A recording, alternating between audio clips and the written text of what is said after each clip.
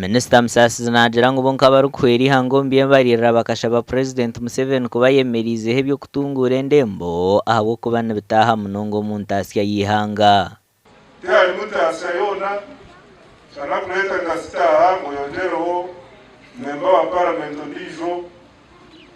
muyonjero manya Minisita road meya kebyo emishoro ngem President Museveni twashyirizine nawe ebyasite n'izindi administrative units tubite harubaje Oguyayireke nshonga habwe nchi yasima ruhanga kandi nagira ngo ibyarabere mu ko muntu nibyinji echemerire kutuma yaho ekereziya mujya karuni bwe namanyire mulwani wanje noha abo kubarimu abatu esherekire olire niyo saba yagumara jirabaho kweshara arabazire bamwe batinenda kupisa abangeno batangira kugira konga abanyoni banje abinji mu byaha n'abandi bampira ha radio biraza no kuzaba sapo abantu bakamkorera ekinabire tarabasa kwekorera komuntu ngeno hanyuma yo koraba mugebyo kibonire mutsinde ruhanga. Aha mukoro guhaika abanyishengero batara bamwe na bamwe hamwe n'abakora abandi kandi nabo bayongera kuhagira intebe kanise yaberuho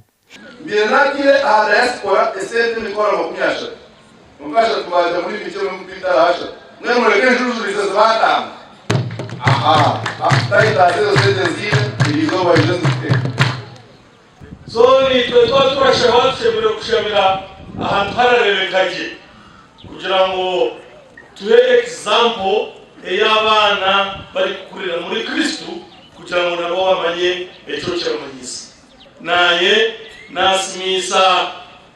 Honorable Musasizi miliyoni 2 mukasha ebyo nabitakabireho vika general wa Kabale Monsignor John Vianney Sunday yashaba abakristo kuhera mu kutungura ekereziya yabo ekereziya twena twino bujonanizi bwako kugishajika tukajombeka tukajirebera konka ekitu kutandikiraho no kombeka amagara gitu agomutima ebyo nanubikorwa bukathedral ya Rushoroza rukwijuka emyaka igana eyamarombo hereza gasha kwa Job namanya Apuli.